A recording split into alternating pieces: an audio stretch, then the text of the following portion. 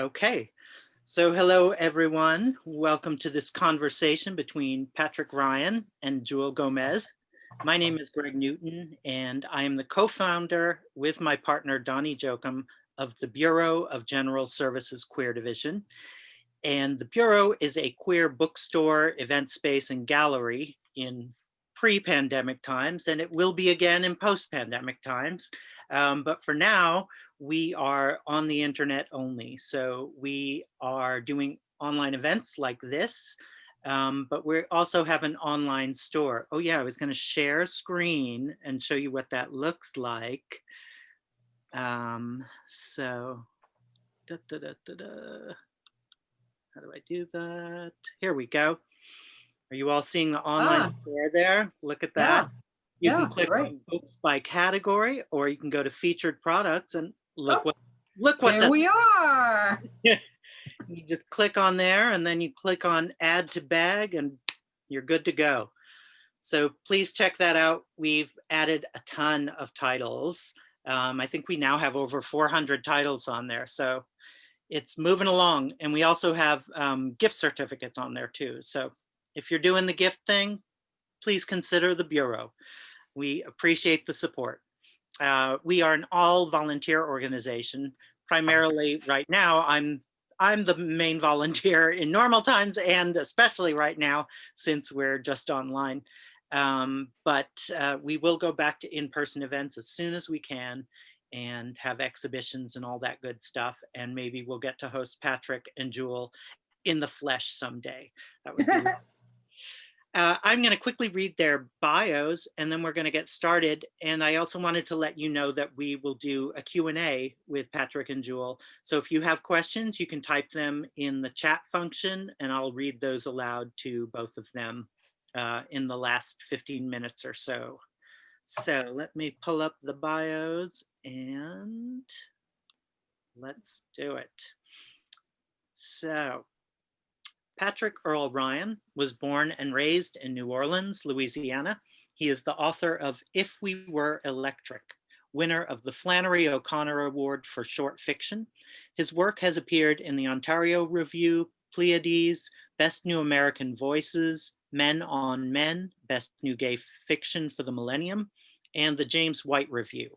He was the founder and editor-in-chief of the LGBTQ literary journal, Lodestar Quarterly. And Jewelle Gomez, playwright, novelist, poet, and cultural worker, is the author of 8 books, including the first Black lesbian vampire. Jewelle, I meant to ask you this, vampire or vampire?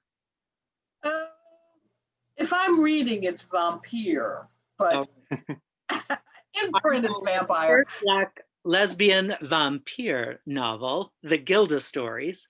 In print, more than 25 years, the novel will soon be a television miniseries. Excellent. Jewelle's fiction, poetry, and essays have appeared in over 100 anthologies. She is playwright in residence at the New Conservatory Theater Center in San Francisco. So please give a warm welcome, put your hands visibly together for Patrick and Jewelle, and we'll get started. Great, Greg, thank you so much for inviting us to participate and giving me an opportunity to chat with Patrick. We've known each other, I was thinking about this the other day, I think we met at San Francisco State and it was probably 97 maybe, was it? I was thinking of that too, and I think it's somewhere around 96, 97, because I came in at 95. Yeah. And I think you came in a year later, maybe? Like a year later. So that's a very long time. Yes. Enough for me to have some gray on my beard here. Well, I've got some gray up here. So I really love the opportunity to get to talk with you about your new collection of stories. There are 2 things. I said I had started writing down quotes, but I had to stop writing them down because I found too many that really grabbed me. But this one in particular, in the first story, which is called Before Las Blancas, and when the 13-year-old boy meets Neil, who he's, immediately enraptured by, and he says, like he just fell out of the sky for me. And I thought, oh yeah, that is such a unique and wonderful way to express what happens with that first, that love that is there and it's gonna be for you, at least for a period. And so I wanted to ask you a little bit about how you're so able to capture that youthful passion, fierce desire so well and make us feel it as we're reading it. Desire is a big part of this book. It is. I think desire is a big part of the book, but it's also a big part of New Orleans. So growing up in New Orleans, in a city where really desire has this way of taking over, where it becomes a priority in a way. So we give in to excess. We give in to excess, yes. Excess, yes, everywhere in life, in food and sex and in just living. And I think that's where it comes from. This idea of desire. I don't know exactly what it is as far as how I can put that onto the page. I think that really I just try to embody a character, and for me that was a character, Evie, a character who really pays attention to the small things around him, so that there's this sort of minute attention that he gives things. So it makes sense then when this older man comes, Neil, that he then takes it as something specific for him. Yeah. Yes, and I love that his passion is so focused and feels right. And I think we often dismiss, if we don't remember our own, we dismiss the desire that young people feel. And it's very significant. It can shape your entire life, especially if you're a young man desiring another man in the South, although I don't think the North or any place else is that much different when you're young. But how to take that and make it significant. I think that's one of the things I find exciting about your writing, especially in that story. And then the Neil character, who's older, but he's not, he's young too. Yes. There's a bit of immaturity in him. Yeah, definitely. Yeah. I mean, to run off with a 13-year-old boy, I would say, not the best choice. It's really not. And I think he realizes that, I think, at the end, that he has to do something to change this. Yes. Yeah. I mean, and the way it happens is perfect. It's very perfect. I was going to ask you, and you started talking about it a little bit, about how you think Louisiana and New Orleans shape your style and your ideas. Well, first of all, I'll point out that I'm wearing a New Orleans t-shirt today, especially for the event. So Peaches is actually a record store that was around back in the 60s and 70s and early 80s in New Orleans. So in honor of New Orleans, I'm wearing that because New Orleans really is my writing. I mean, I think everything that I write comes from the point of view of a New Orleanian. I haven't written anything outside of that. So whether it be that the person is in New Orleans or not, I think that New Orleans itself is always there in some capacity. So for me, I think first, before we talk about, say, what the influence of Louisiana is on me, I think that I would differentiate between Louisiana and New Orleans, and not to put down the rest of Louisiana, because there is something very yin yang about the relationship between New Orleans and Louisiana. But New Orleans is this little place where there's really nothing like it in the rest of America. whereas the rest of Louisiana kind of blends into other parts of the South. It feels more like the South. But there's this wonderful melting pot that really is an example of what we always say America is, which really it isn't. But in New Orleans, we see really what a melting pot is. Some of it was forced, some of it was not forced, but we have so many things coming together in New Orleans that it just gets mixed up like a jambalaya and creates this sort of openness, I think, towards other that you might not find in different places in America. So I think that comes through a little bit in how I write. I think that I inhabit or I show a lot of different variety. I think there's a lot of different types of characters, a lot of different places that are represented, people coming from different places around the world into New Orleans. So you see a little bit of that, I think, in the stories. Yes, absolutely. Yeah. And I think, New Orleans, I think of people having a curiosity about things that they haven't seen before. The first impulse, I think, is, well, what is that? Rather than, get away from me, I don't know what you are. And and then part of it, like when you're in New Orleans, I used to go like every other year for the LGBT literary festival, Saints and Sinners. And you see the layers of colonizers who came, the French and the Spanish, then the Americans. And so all of these different kinds of people with different ways of living slapped together. It is very interesting. It makes for New Orleans being a really different from any town I've ever been to. Yes, it's so true. And I feel lucky that I grew up there. I feel like I'm also, in a way, a manifestation of the city because of how the city has so many different ethnicities, places from people from all over the world coming together. So that, although I'm white, you could look at me and I'm white, but my ethnicity is actually quite complicated. So I always talk about that and just how, if you go back just 4 generations in my family to say my great grandmother or grandparents, or whatever you want to, whatever set you want to take a look at.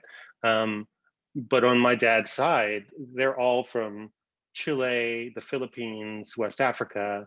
There's this wonderful mix of people coming together, trading ideas, trading cooking, I should say, trading cooking recipes, so that you just have a wonderful city. I really love New Orleans. I think it comes through in my writing, that there's a real love for the city where I was born.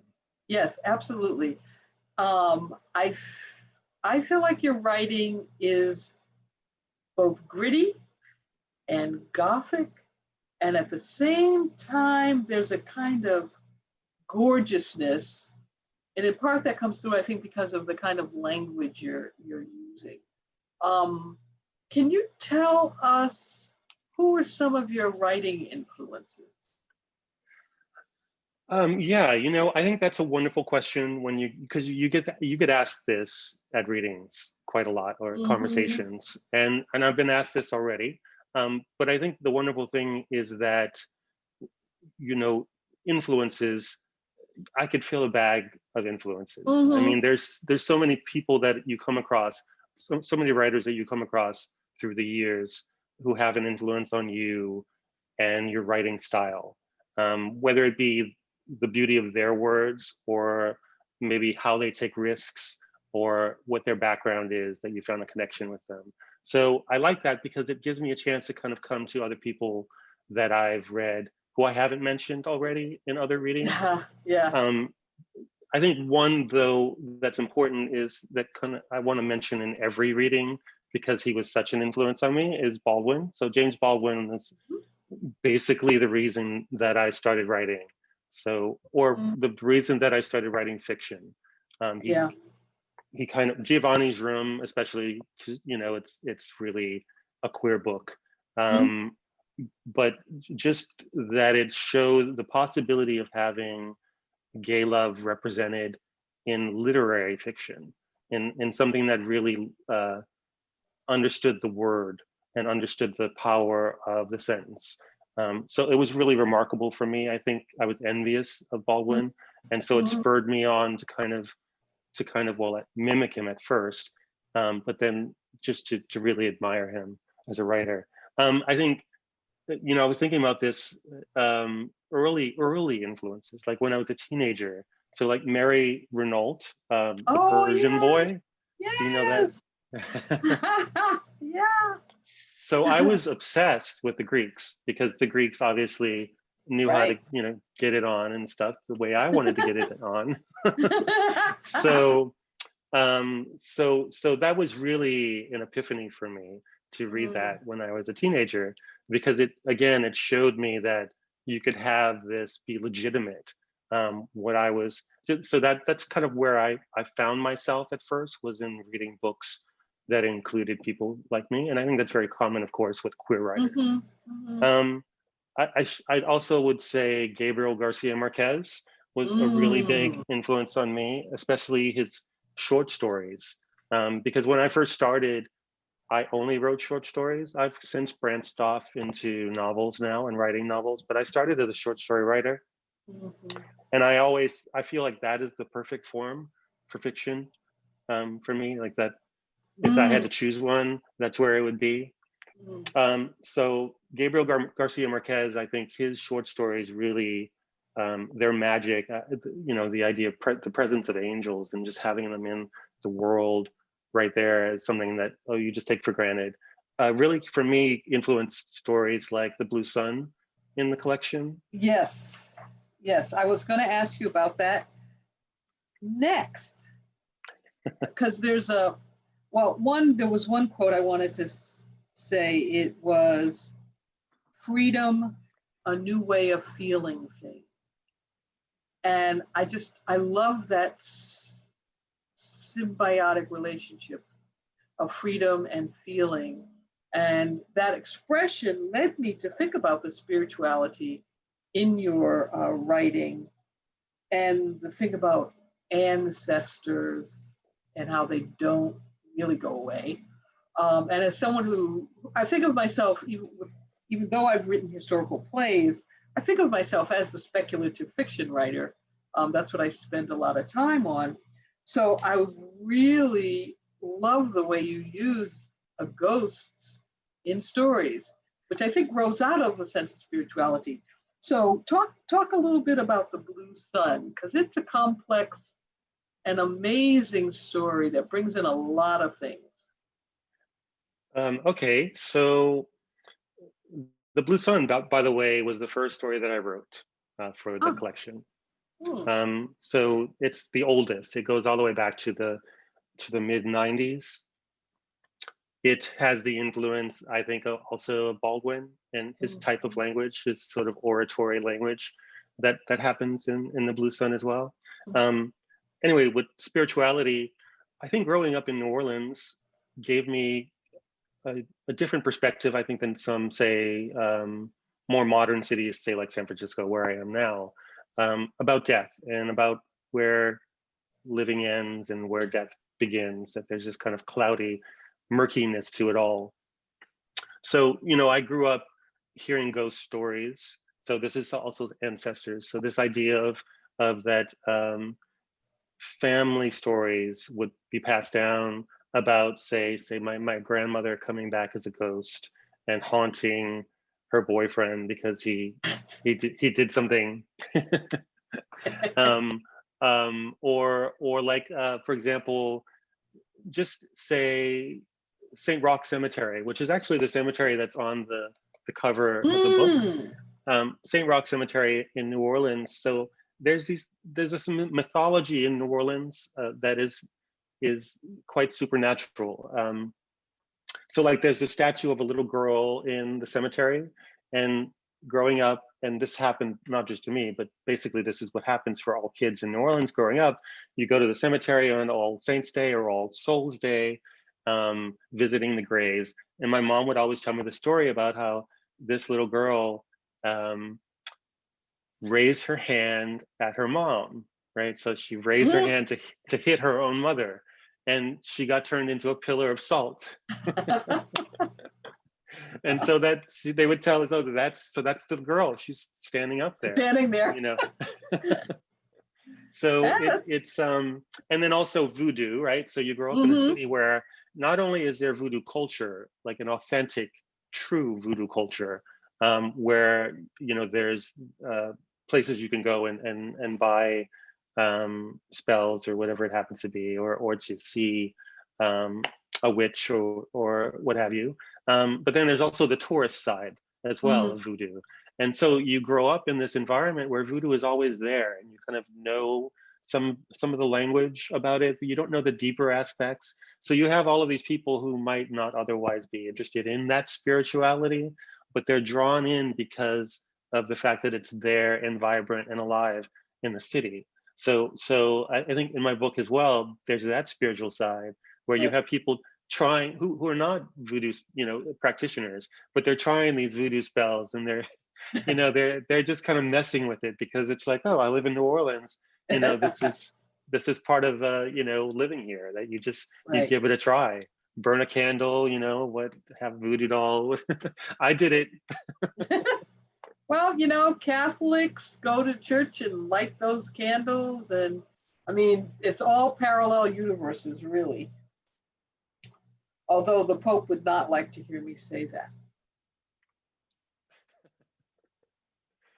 So yeah, my spiritual background. So my spiritual background is actually I grew up Catholic. So I went to Catholic boys' school. All my education is Catholic education, and I was going to be a priest. I was all set to be a priest. I was going to go to the high school that was the preparatory school for becoming a priest, and it was right. I guess I was 12 years old, and my mom was deeply Catholic, and so I think I just wanted to impress her and make her happy. But then they closed the school right like a month before I was supposed to start. Wow. So the entire school shut down and boarded up, and so I had to go somewhere else. But yeah, so I grew up Catholic, and I think that's grateful. I was attracted to the monkish lifestyle, I think, Yeah. Well, I think there is something about your intellectual and spiritual discipline that you practice. I think really might lead you to that. I do want to make sure you decide when you want to read something. I don't want to go over and we forget that. And I have no sense of time, so okay. Well, we're good. I just wanted to get you kind of ready to read something.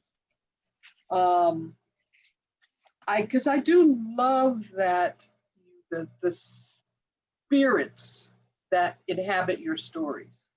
I do love those spirits, not just the cranky brother, but that who's in the blue sun, who's doesn't want his returning brother to sleep in his bedroom, even though he's dead. So I think you have a kind of a humor, a sardonic humor that plays its way through whatever the story is about, which I appreciate. So why don't you decide what you want to read? Since we've been talking about the blue sun so much, I thought maybe why don't we do that?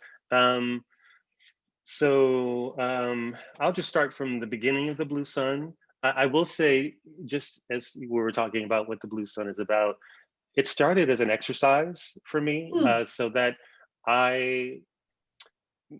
growing up Catholic, of course, I never really came to writing about religion, even though I wanted to be a priest all those years ago. But it never really inspired me. So I decided I wanted to take something from the Bible and kind of work with it. So it's actually just a retelling of the prodigal son. So that's where I started from. And I was like, well, what if actually one of the sons is a ghost, sort of thing. So that's where it came from. The initial idea came from. So okay, yeah, I'll read from the blue sun, which is the oldest of the stories. So this is great. This is special. The blue sun. My brother's ghost is 28, younger than when he died.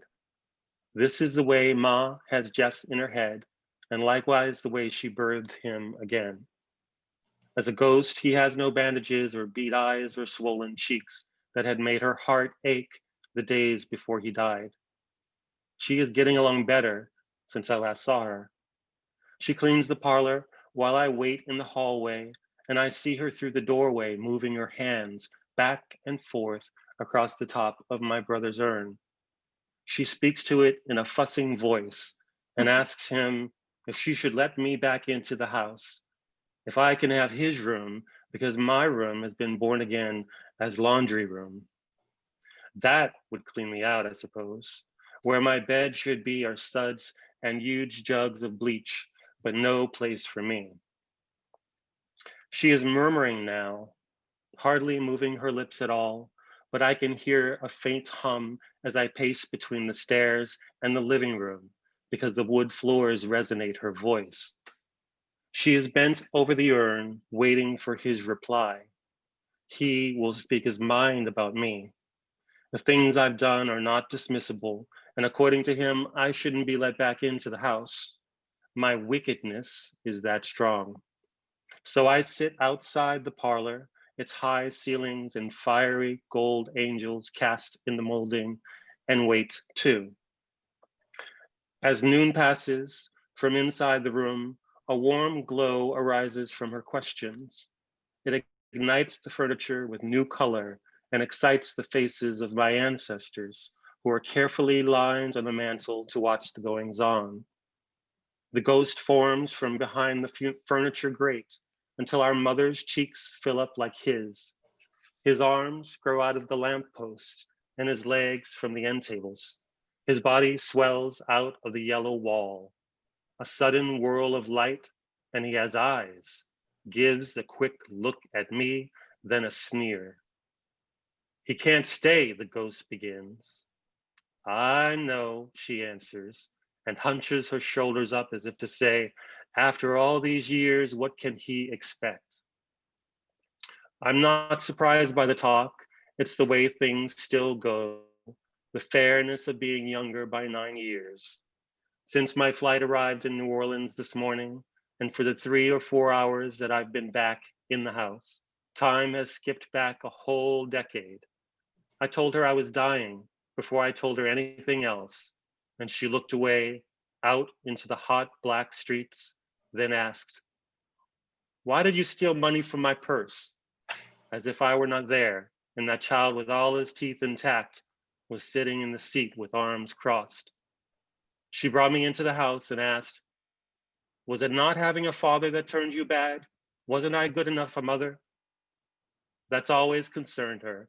Then she questions if I was up to no good with that skinny neighbor boy way back when. I answered no, but it's all fresh now. I remember so well that skinny boy and me, bare-chested, and him kissing my cheek out back behind the bicycle shed, then exploring each other's bodies like playful white-skinned monkeys. Those are the days when I was alive. And somewhere in the Midwest, Paul was alive too, years before we were meant to be lovers, thrashing in boyhood with other boys like me.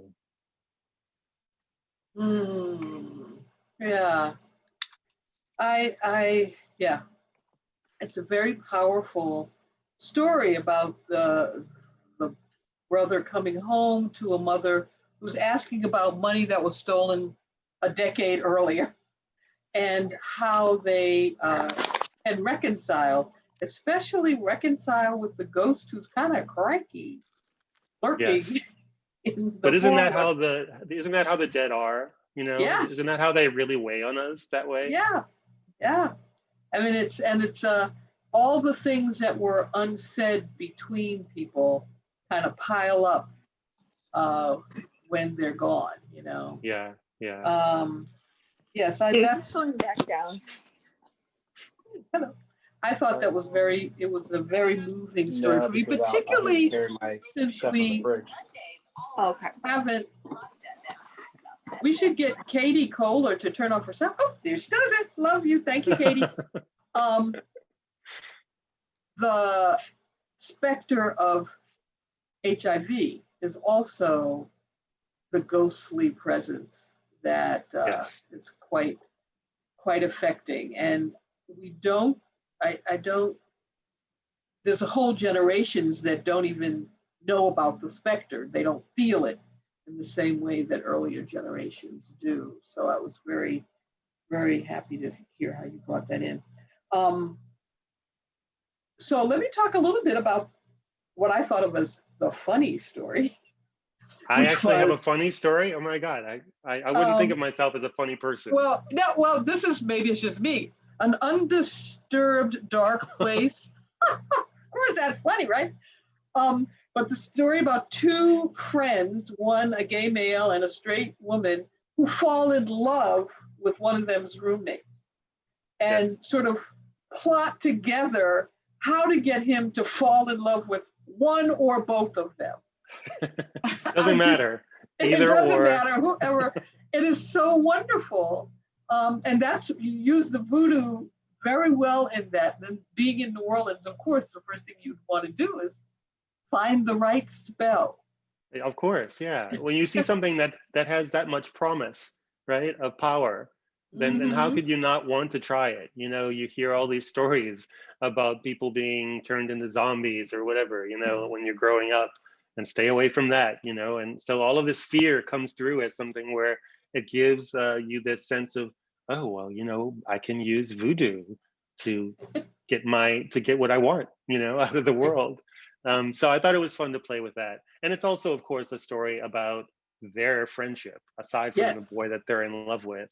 right. So yeah, it's a very much a boy-girl friendship story, I think. I love, that's one of the things I really love about it, because I mean, that they can come to a place where they feel like the love object, you know, because it is the love object.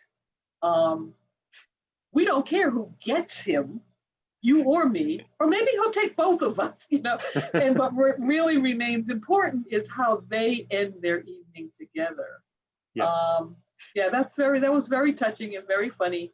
And you know, I love people with obsessions. It's always fun. Let me ask you, there's a particular way, I think it was true in that story, but especially true in the final story, The Tempest.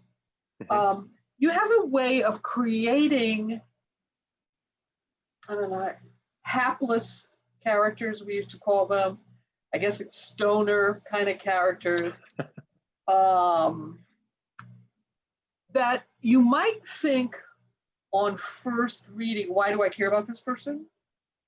But you imbue them with a kind of center, emotional, I don't know what it is, you'll tell me, but where you really do care about them. Talk about creating that So kind of should I talk about then, you know, the idea of the stoner as a character? Or at least for my particular brand of that character? Yeah. Because I think that there is this sort of there is a kindness and a way of seeing the world that is not so limited. So that, you know, because of say in Jude's case in The Cargo, that his attitude about the world and the universe is a little bit more opened up because of the fact that he is a stoner. So Mhm. so the way I look at him is, you know, like when you look at dogs, right? So like for me, dogs are like perfect little Buddhists. They understand the world a certain way, right? They Yes. understand the world, and that love is the answer for basically everything. That if they show love to their owner or their friend or whatever you want to call it, depending on how you think of animals, but if they show love, then they'll get something in return for that, and they understand the reciprocity of love. Mhm. And I love that, you know. And they're willing to just kind of wait by the door and hang out, and they have this patience, you know, that they'll wait there for their for someone to come home, you know. And so I think that in that way, Jude as a character represents that sort of person, you know, when you have it embodied in that way. And that's why you care about him, is because who doesn't love Also- dogs, right? Yeah, right. There's a lot of people who love dogs. And I think it's also the way you write him. I love this line. Jude, the character, he wanted to kick himself for not planning ahead yet again. So he finds himself in the midst of this hurricane. He has not planned ahead for and he does live down there where the hurricane is a way of life, but he kicks himself because he didn't plan ahead yet again. Although he decides to stay behind in case he can be helpful, since he's a volunteer firefighter. Yeah. I felt there is that way of, I think it's also a class thing sometimes. People, they see a kind of a working class person or some class outside of their own, and they don't want to trust them to have the emotional breadth that they have or their perceptions. They don't trust their perception. But well, there's something there, because I think you're touching on the fact that my class, I think, comes across in my stories in that way. So that I'm usually writing from the point of view of somebody from my own class. And that is that I grew up very poor. I mean, we were on food stamps, you know, so it was poverty in the sense that we didn't always have a full table of food, you know, sometimes we had the government blocks of cheese and, yes, and you know, these sorts of things. I'm only laughing because I had the same cheese. That's only and I didn't know that I really didn't know that I was poor. I thought everybody got this. Right. But I think that does come across in how I write characters, so that I write them from that perspective of being somebody who grew up poor. You know, because my dad was a janitor and my mom was a nanny, you know, and so this is not, say, the, you know, I went to high school on a scholarship, so I was able to go to private Catholic high school because of scholarship.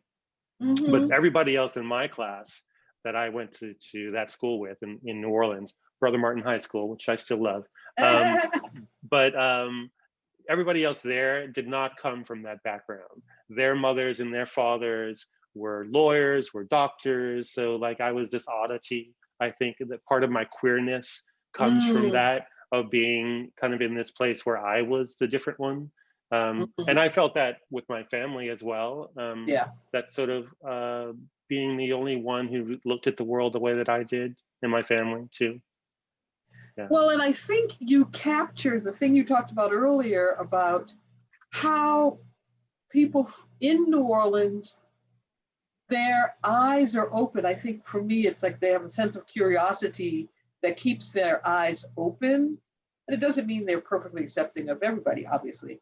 But so Jude, the character, the stoner, I mean, he sees what could be a vision. This Chinese woman in a robe in the middle of a hurricane, she's standing like on top of her submerged car. And his impulse is to help.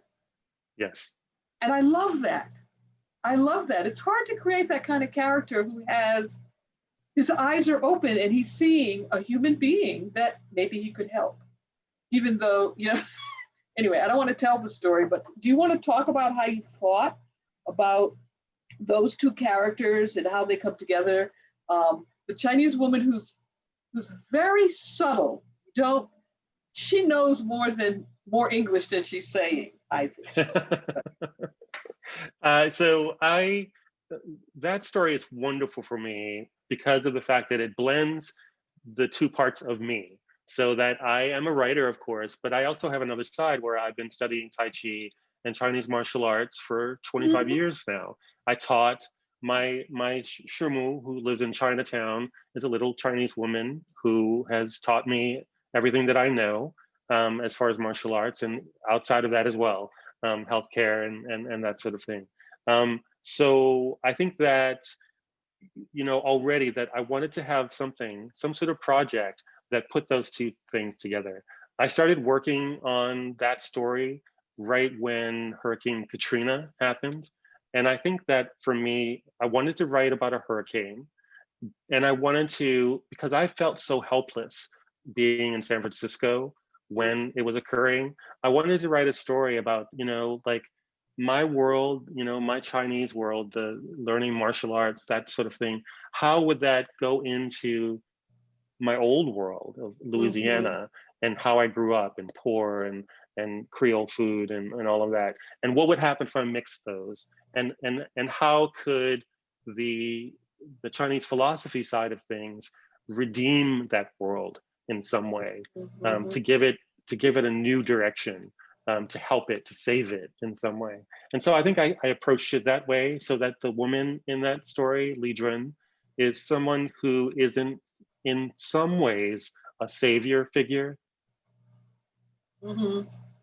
But she's also someone who is adhering to her culture and her beliefs.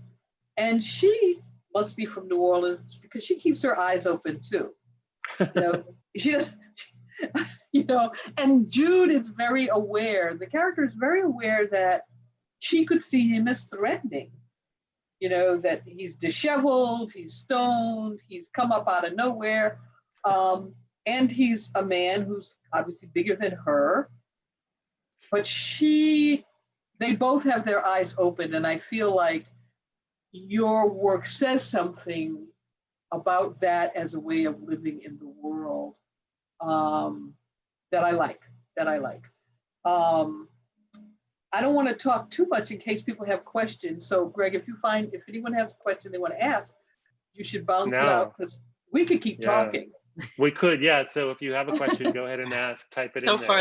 So far, there's just one. Michael Kolakowski is asking, New Orleans is terrific, but then why would you leave? I left New Orleans in 1993. So I left New Orleans to come to California. The partner I was with at the time wanted to come out to California because it's just a bit easier to live here as gay men, and the healthcare is a little bit better. So we came out here. I came eventually. It turned out to be university, so that was one of the draws for staying out here. So yeah, I would go back every single year to New Orleans up until this year. So I don't feel like I necessarily left New Orleans, and I still think of myself as a New Orleanian. But it's a hot city. Growing up there, after a few summers, you get really tired of the humidity and the heat. You shower, you get all fresh, you walk out the door, and like 5 steps out, you're sweaty. It's just ridiculous. Yeah, it's like wearing a wet coat. Yeah, so that's part of it too. I have to admit that the weather out here is much better in California. So and this is the first year I haven't been able to go back to New Orleans to visit, and I do miss it. I do go back every year. Yeah. Any more questions? Just a comment from a former Tai Chi student of yours, Celia Boog, I'm not sure if I'm pronouncing that right, says, I love that there is a story that ties in his Tai Chi. Yes, and it's very effective, I have to say. It's very effective and moving, So. Well, I think that also, I haven't really seen that in Western literature very much, of taking martial arts and describing it in some way, put it on a page, and to kind of have that knowledge of what the background is, to kind of paint a really beautiful picture of it. Yes, and it's hard, because it's different from you're watching a movie, but the beauty of the movement that you create, I think it serves the practice very well. Let me ask you another question about this other story, because I don't really know anything about, is it Populate? Yeah. Populate. I've never heard of that before. It is true. It is a true thing. I mean, not true in the sense of that there's actually these spirits, but in Cajun culture and in Creole culture outside of New Orleans, there is this mythology of little lights that are in the swamps. So these little lights, and they are considered fairies. little sprites, right, that are floating. And so the idea was that they would lead you to treasure. They would lead you to some sort of treasure. I'm hearing some feedback. So for that story, I think that I wanted to kind of like see what would happen if I threw in one more little event for the character. So in this case, it's that he lost his daughter, and to see what would happen if you mix those.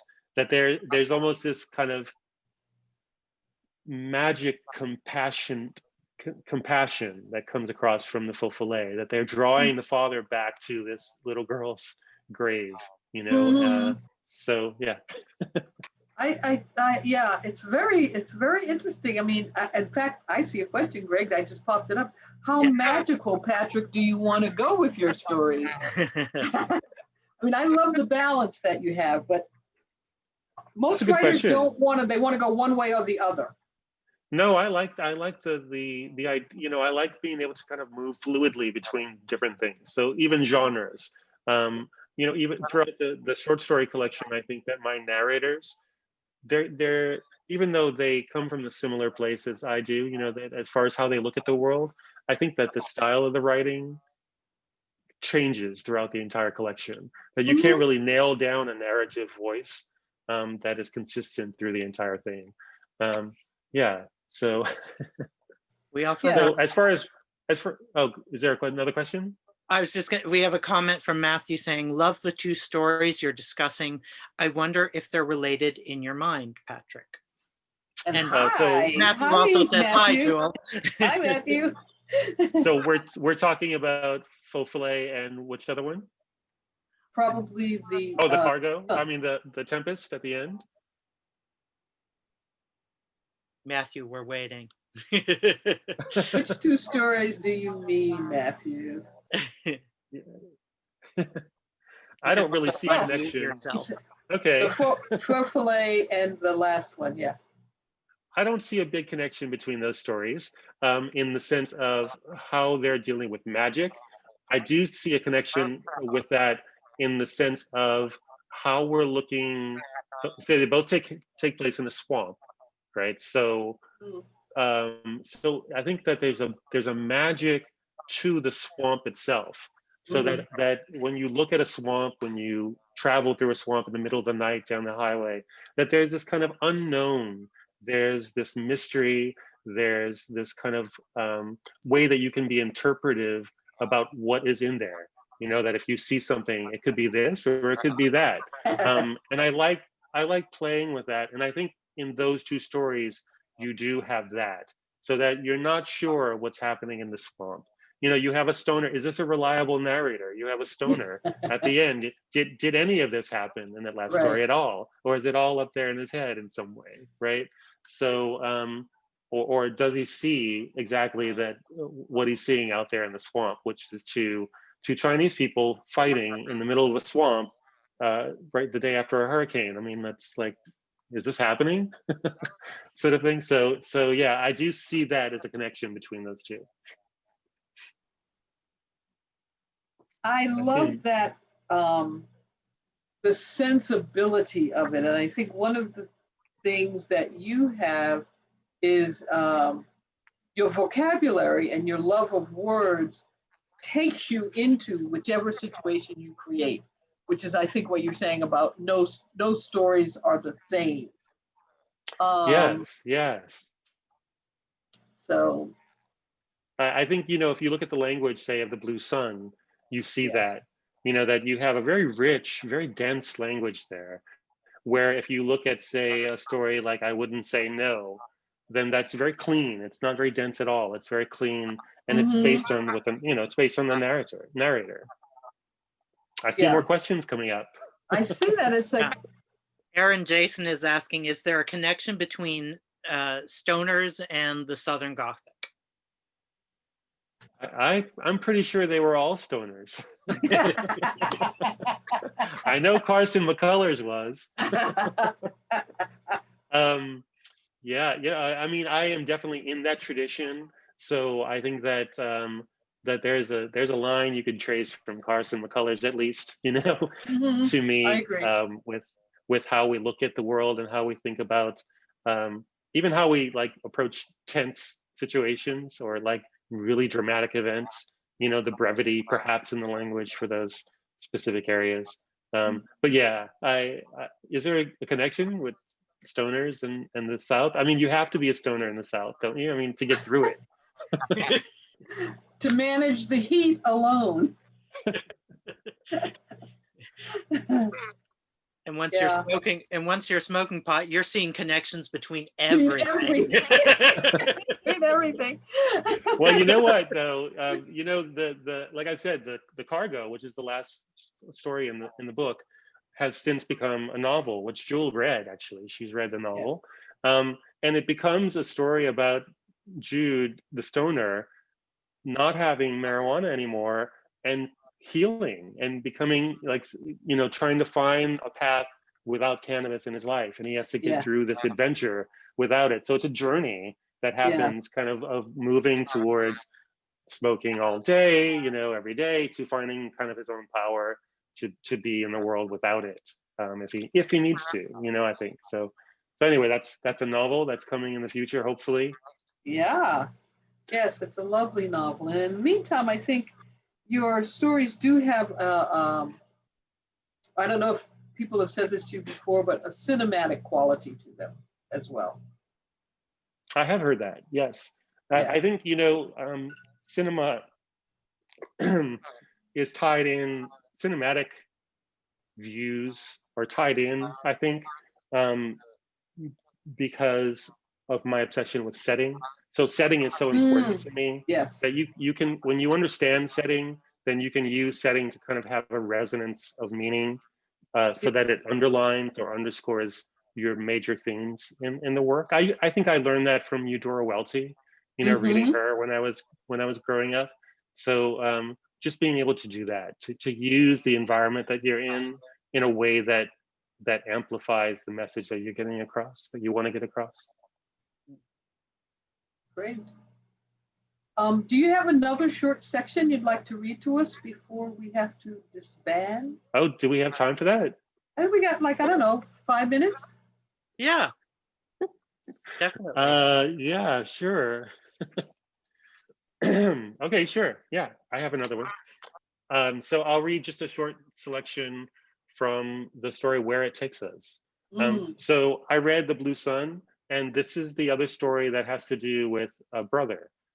So in the case of another brother who is, in this case, dying of HIV. So it's the straight brother who is dying of HIV in this story.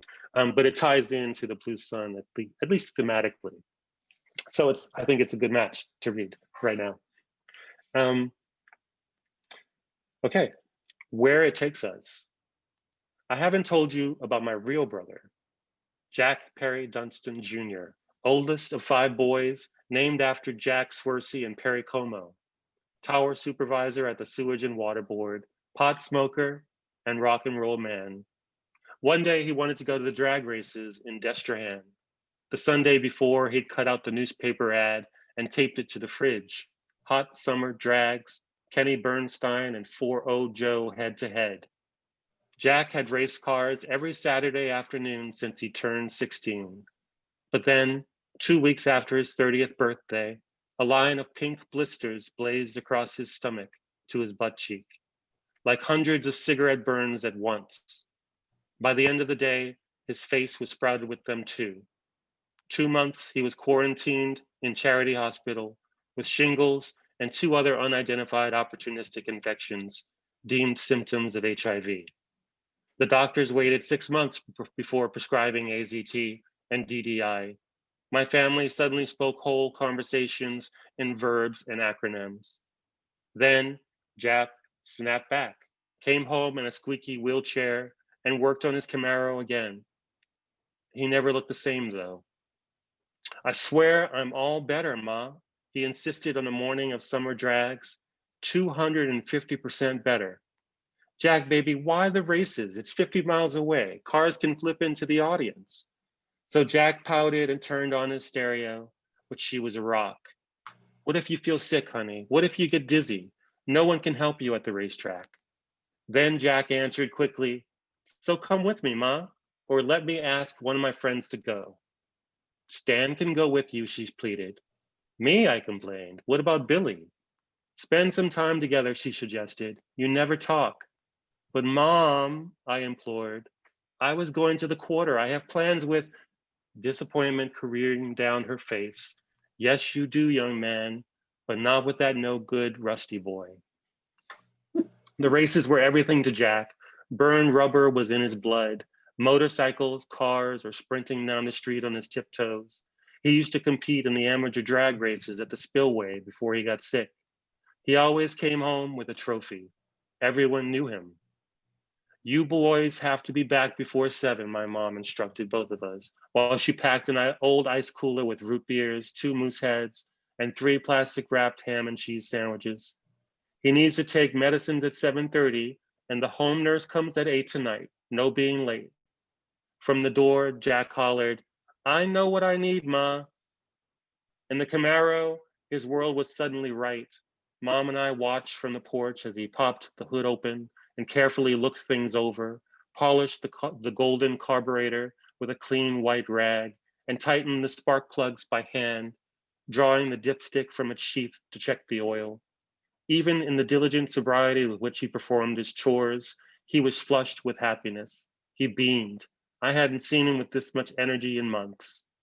The car responded in the same way. It came to life with a boom thunder as he turned the key. No wonder, because he'd spent hours and hours putting it together, made it with his own hands. The car was his baby. I don't really believe in those sorts of connections, but I understood the love he maintained for the metal beast. Year after year, every free moment devoted to the car. He'd rebuilt the engine and the transmission, put in big rally wheels on the back, custom chrome rims, a Holly carburetor, Bose sound system, and painted the body cherry red, then midnight blue, then cherry red again. Just a little bit more. We drove the old route up Airline Highway, avoiding Blue Bayou traffic on the interstate. Every now and then, when the road was clear ahead, he shifted into overdrive and zoomed us forward into the swamp, up to 80, maybe 90, not even shooting me a glance to see if I'd react, but a giddy grin spread across his face anyway. He pushed a tape into the cassette deck, and I tapped my fingers on my knee as the rock and roll swarmed out at us like invisible locusts. A beautiful song that I could never place when I wasn't with Jack, but with him I knew it was Led Zeppelin, because it was always Led Zeppelin. Like we were moving across the desert, hammer of the gods, he rolled his window down, shook the hair out of his face, and proclaimed, this is the way life should be, Stan. I miss driving so much. And I'll stop there. Thank you. Thank you. You're welcome. And in future discussions, we'll talk about how complex and interesting female characters you create. They're just, some of them are just so amazing. We Thank didn't you. even get That's to good to that hear. discussion. And there's one quote that I'll finish this up with because I loved the sense of it, and I think I may have a business card and put this on it. The party went on as long as my mom could force a drop of juice out of it. I want people to say that about me. Every party in New Orleans is that way. That's right. That's right. Yeah. Thank you. Thank So, you, Patrick, Jewelle. It you was have such a a- pleasure. Hey, that was fun. Sorry, Yes. Greg. Comment here. Congratulations on the book from Celia. So happy for you and excited to read the book. Thank you, Celia. Thank you Thanks for coming. everyone for coming, and go to the website and buy Yeah. books and check out the website. Yes, please do. I'm going to type that in right here. Yes, yes, please. EPSQD.com store.